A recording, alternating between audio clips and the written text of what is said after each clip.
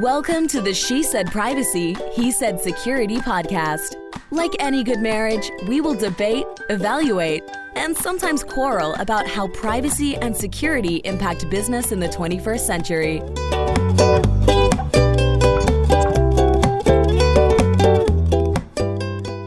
Hi, Jody Daniels here. I'm the founder and CEO of Red Clover Advisors, a certified women's privacy consultancy. I'm a privacy consultant and certified informational privacy professional, providing practical privacy advice to overwhelmed companies. Hi, I am Justin Daniels. I am a shareholder and corporate M&A and tech transaction lawyer at the law firm Baker Donaldson, advising companies in the deployment and scaling of technology. Since data is critical to every transaction, I help clients make informed business decisions while managing data privacy and cybersecurity risk, and when needed, I lead the legal cyber data breach response brigade. This episode is brought to you by... Hello, that's where you ding or something. No silence. Silence. Nope. Ding. Boop. Red Clover Advisors. We help companies to comply with data privacy laws and establish customer trust so that they can grow and nurture integrity. We work with companies in a variety of fields, including technology, e-commerce, professional services, and digital media. In short, we use data privacy to transform the way companies do business. Together, we're creating a future where there is greater trust between companies and consumers. To learn more and to check out our best-selling book, Data Reimagined, Building Trust One Bite at a Time, visit redcloveradvisors.com. It is fall here. It's not quite cool yet. It was cool this morning. Okay. And fall means October, best month ever, just saying. And October is Cybersecurity Awareness Month. Yes, October is birthday month too. Oh, that might be one of the many reasons why October is the best month ever. It's also Cybersecurity Awareness Month, which is why we brought today Dan Thornton, who is the co-founder and CEO of Goldphish. And if you don't know who Goldphish is, don't worry, you will. He is a former Royal Marine Commando who channeled his operational expertise into cybersecurity. Today, Dan can't speak. Need more coffee. Today, Dan leads a security awareness training company, helping organizations turn their people into their strongest defense with over 2.1 million learners trained worldwide. Dan, we are so excited that you are here with us today. And fun fact, Red Clover Advisors is a customer and a happy customer of Goldphish. So we're so excited that you are here with us today to share more about why companies need to understand cybersecurity awareness training. Thank you very much for having me. Great to be with you. So Dan, why don't you tell us a little bit about your career journey and what led you to focus on cybersecurity for the Red Clovers of the world?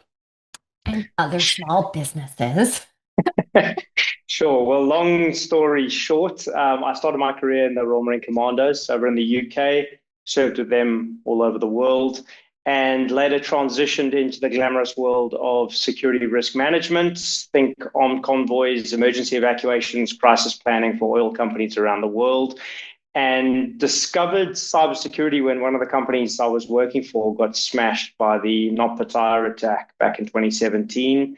Had a bit of a light bulb moment, realized cybersecurity is the way forward and definitely the future of all things risk management. And Goldphish and the idea for it was born from that. I didn't really know how I was going to get into the cybersecurity space, being a non-tech guy, but realizing I had a whole history and career of training people and keeping people out of trouble and trying to advise the human side of things. That's what we went into, and Goldphish was born.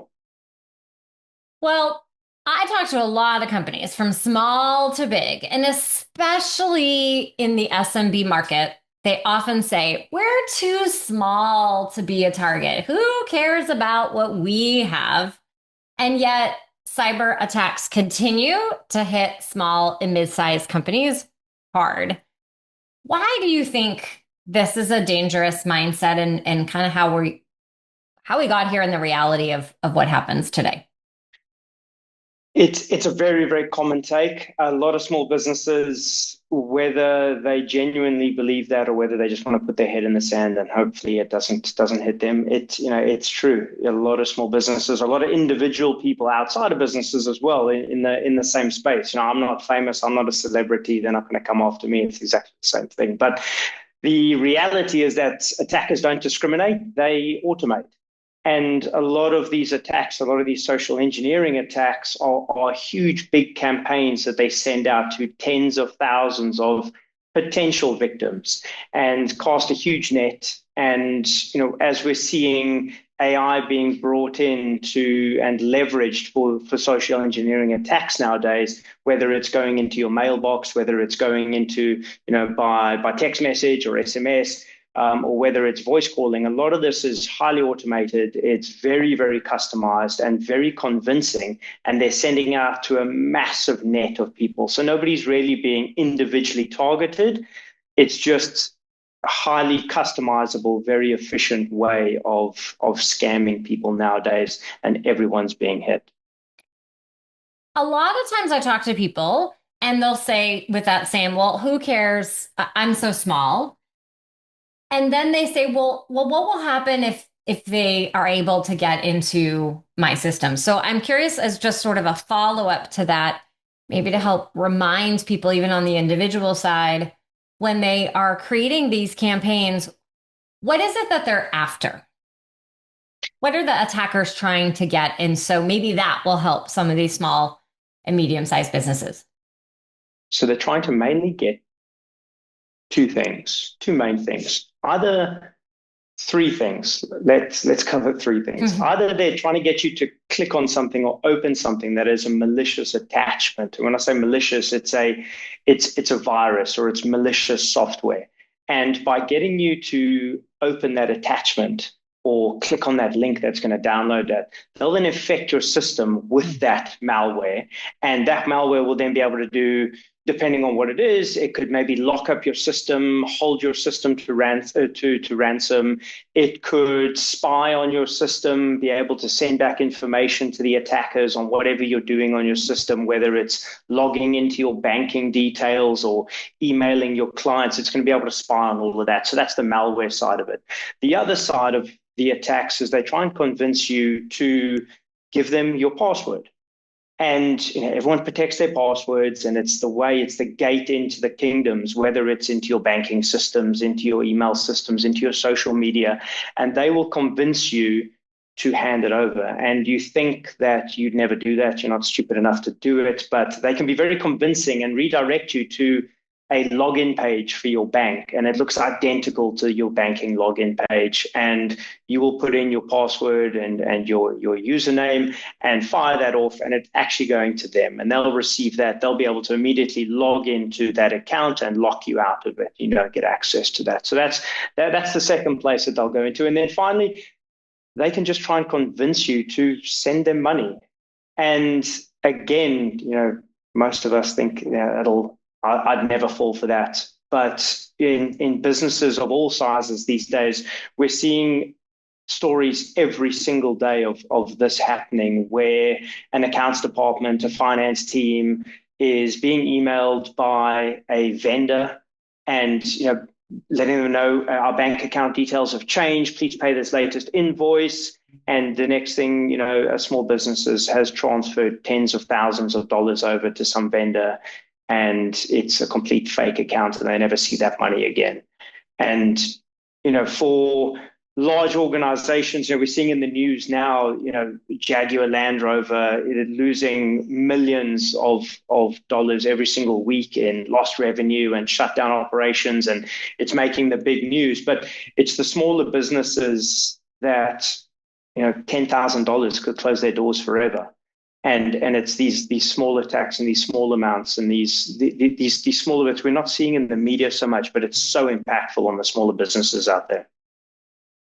So, Dan, I wanted to ask you a different question, particularly given your military background, is even if you're a small business, people know enough to have voice, maybe video authentication, and now you have the deepfake. And in my personal opinion, from a cyber perspective, it's the number one thing that really worries me because they look very authentic. And I'd love to get your perspective of, does the deep fake kind of training make it into for small businesses? And if so, what does that look like? From a training perspective, we're raising awareness about the threat of deepfakes and the fact that they're out there. And whether it's deepfake video, deepfake voice, people need to realize and become aware that this is really a thing. This is actually reality. It's not something from some science fiction horror story. This is very real, and there's multiple stories and cases and case studies on this actually happening for real. And it's changing and it's improving on a regular basis. The scams are getting way more convincing. People are being scammed by live video, being scammed by live voice. It's a very, very real thing. How to spot it is getting more and more difficult. But I would say, best advice really nowadays, and it's unfortunate we're at a stage, but it's zero trust. And this is a term we hear in the cybersecurity world, and they're using zero trust in a bunch of different terms on the technology side of things and data side of things. But from a human element, and when it comes to social engineering and scams and avoiding them, it is really that. Do not trust what you see or hear anymore. We can't. The evidence is out there that there is a lot of fake. There is a lot of scams going on that people cannot see anymore. And so it is just do not take anything at face value. If it sounds too good to be true, if something is off, if it is against normal procedures or protocols, question it, go back, find another way to confirm. Well, you bring up my next question when you say to confirm, which is a lot of companies in the banking industry, the insurance industry have set up all kinds of identity access management now tied to your voice. And so if I'm a company and, let's say I'm a small business, I'm a title company, but I wire money out a lot. What should you do nowadays when picking up the phone to do that second factor of authentication of the person that you're going to send the money to in this era of deepfakes? What does that second level of authentication look like now? Is it like a passcode or some kind of token or something? I don't know what to tell clients. Yeah, it's definitely a tough one, and I think it's a space. The authentication space is evolving massively right now, and with these deep fakes, it is an issue that I think companies are trying to solve. I think the banks are under a lot of pressure right now to try and solve this very thing because they are now being held accountable for this going wrong. In the UK, some really interesting legislation was actually passed earlier this year, where if somebody is defrauded from their money now with the UK bank, the bank sending that money and the bank receiving that money are both liable to pay that individual back. And that hasn't happened anywhere else in the world. So what the UK government is basically doing is putting the liability on the banks to sort this type of problem out because they haven't done so in the past. And this is a technical issue right now that the voice verification stuff is falling apart. I mean, a lot of your top banks now, it's all multi-factor authentication or it's pass keys, and that's fine for the individual doing it. But when you're trying to transfer between companies and getting, like you say, that verification that this invoice was sent correctly from this company, and I want to check that, you guys have sent this, I think it all really comes down to having that key point of contact in the vendor organization that you can confirm, that you can phone them, you can contact them away from the email chain that's been happening, whether it's an individual that you need to transfer money to. It's being able to contact them on a separate number that's not on the invoice, that's not on the email, that you've confirmed, and you can do that when you're setting up these accounts or you're setting up these deals. So there has to be another way to confirm legitimacy of the recipient. Well, we talked about deep fakes, certainly an area that small businesses need to be paying attention to. What would you say are some of the other blind spots for small businesses? Trusting tech too much.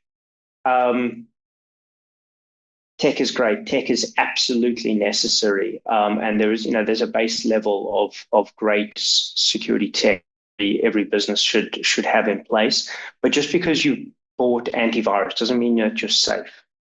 It's a lot more than that. It's not blindly trusting the technology. It's needing all of the other elements of a good security plan around that.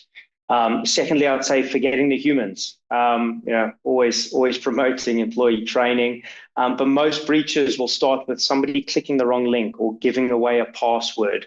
If your people aren't trained in even just the basic awareness levels, your tools don't matter.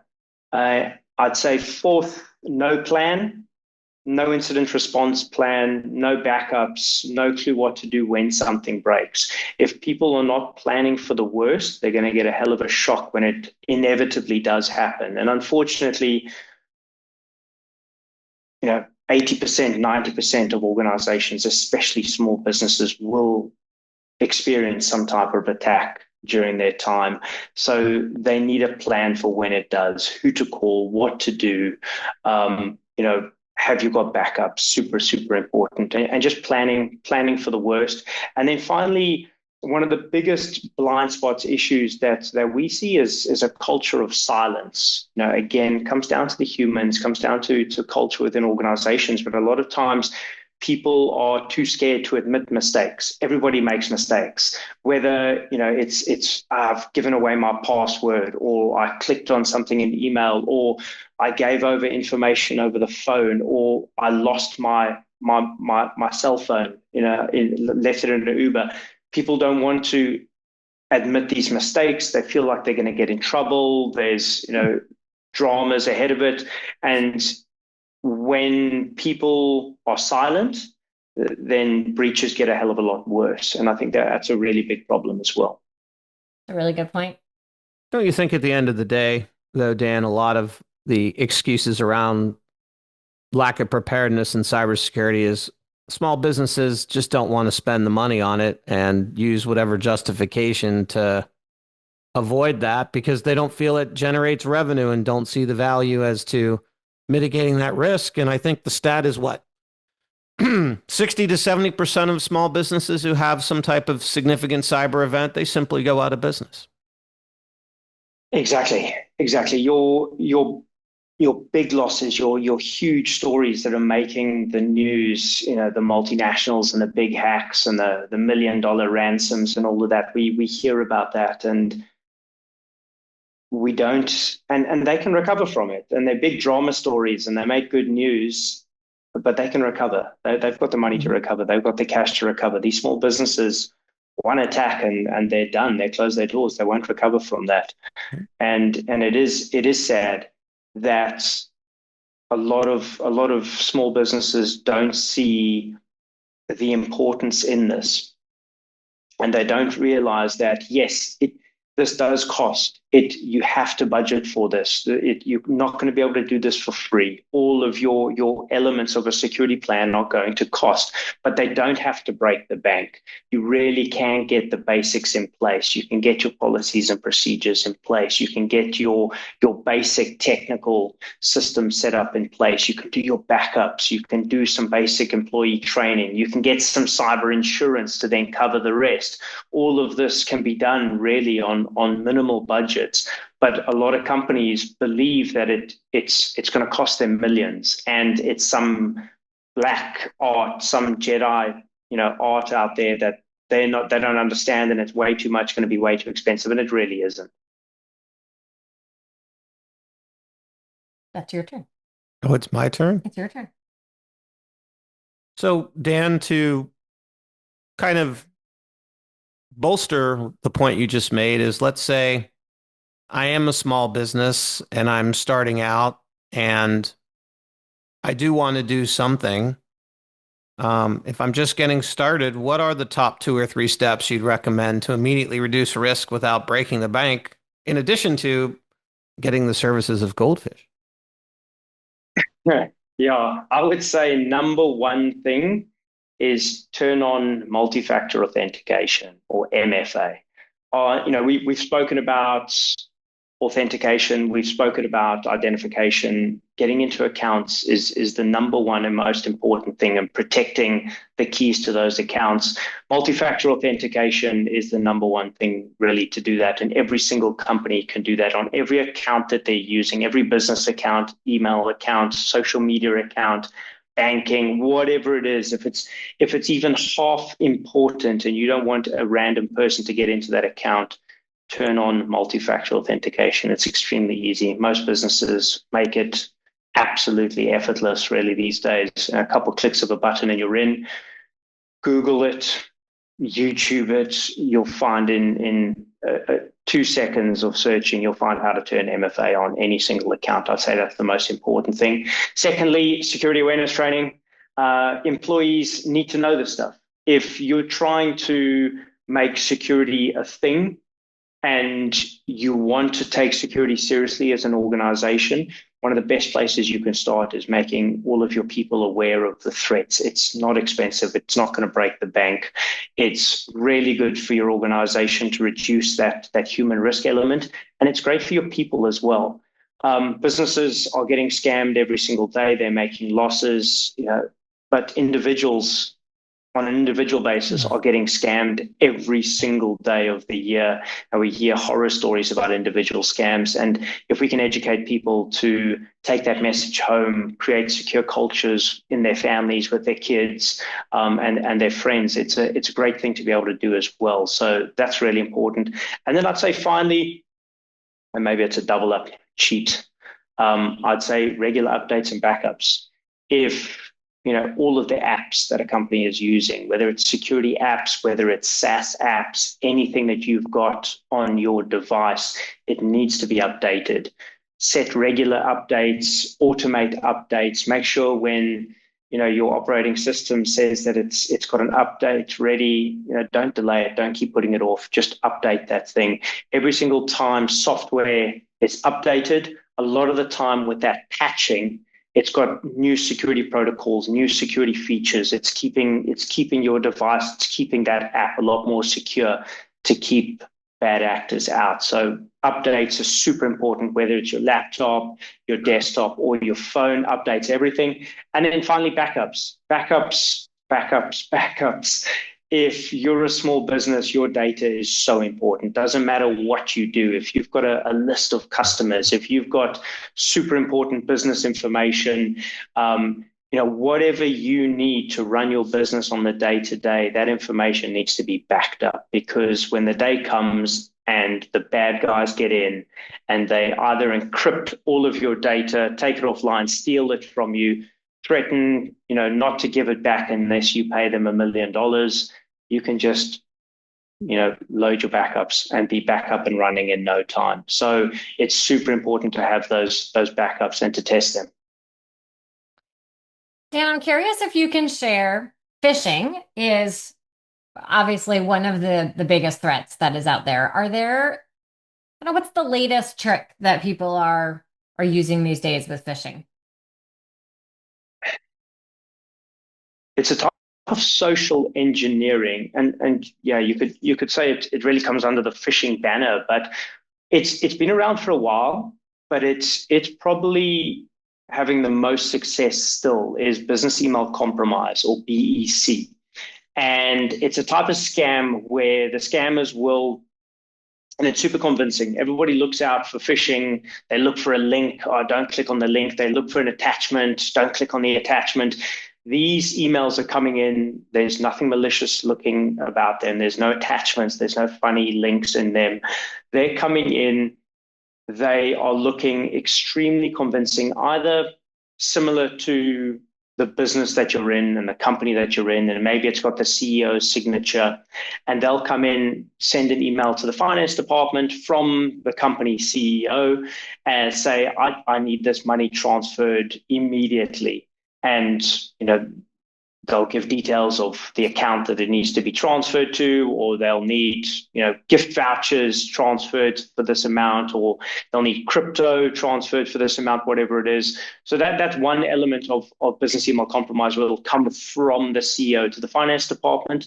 The other way that we see is from fake vendors coming in, and they will be emailing your company's finance department and accounts department saying, here's our outstanding invoice, please get this paid as soon as possible. And they'll chase and make it super urgent, and they'll change banking details in there. So these scammers will do a ton of research on the business. They'll know who your CEO is. They'll know what his signature looks like. They'll have customized language in there, so it'll sound like him. And they'll do the same research on the vendor company. They know that you work with this company, and they'll then customize an email to look like it's coming from that vendor. It'll have their logos, it'll have their invoice style, it'll have that type of language. And that's all coming in. And there's nothing malicious looking about these emails. It's just they're completely fake. And individuals and departments and companies are blindly firing off those wire transfers and making those payments. And once they're sent, the banks are turning around and go, well, you legitimately authorized the payment of this. The fact that it was sent to a fake account is not our problem. It is a clear scam, and a lot of companies never see that money again, unfortunately. So that's business email compromised. I appreciate you sharing. Always helpful to know what's the latest and greatest threat. Well, the phishing emails are so much better now because AI can write them for the threat actors. For sure. And I mean, we're seeing that now a lot. I mean, there's marketing platforms out there now that are leveraging AI, where if you want to do outbound cold email marketing, you can scrape a list of 10,000 potential customer targets from the internet, from LinkedIn. It'll have all of the details of your marketing targets, and including their name, details, company they work at, role that they're in, their email address, sometimes their phone number, and put all of that together into a target pack. And then you'll have an email marketing platform that will customize an email perfectly targeted for that individual based on their company, their role, based on their most recent LinkedIn post that you'll comment on, and then fire off a marketing sort of cold sales call or cold email to that individual. Now, if marketing teams are legitimately doing this for marketing purposes and sales purposes using this type of technology, this is exactly what the bad actors are using. And where phishing used to be a very, very obvious means. It was always very generic. You would receive that phishing email and it was like, dear customer, or to whom it may concern, and you could spot them a mile away, and they were super generic. Nowadays, the emails landing in your mailbox are highly customized, and they are addressing you by name. They are talking about a recent post, maybe on Instagram that you posted, or some comment you made on LinkedIn, and they'll reference that, or they'll reference your recent promotion that you've had. And it'll be the most convincing sort of scam email that you've received. And the bad actors are able to do this now en masse at scale to tens of thousands of potential victims at the same time. And so the results and the success that they're having is unprecedented. We've talked a lot about protecting companies, and we always ask our guests, what is your best personal privacy or security tip? And I would love if you could share it. What would you offer to your friends when you're hanging out at a party? I think my number one personal tip, and something that I've actually changed in the past maybe 18 months, is using single sign-on for as many different accounts as I can. So when you get to a login page, and again, we're back to authentication. Yeah, again, all of the different scams and all the different ways to get hacked. It all comes down to protecting your accounts and getting in an authentication. But my number one tip that I would use, and that I do use personally myself, is when you get into a login page for any account and it asks you to log in and use your username or password or create a new account, I always will create my account using my Google account or my Gmail account. And that way, I have one very, very strong, complex, unique password for my Google account. And I can remember that. And I never have to then create more complex passwords for all my other accounts, because I can just create a new account or log into those accounts using my Google authentication. And with my Google account, I'm able to have a strong password, and I'm also able to set up Google Passkey on that as well. So Passkey is a new type of multi-factor authentication, but it's even stronger, and it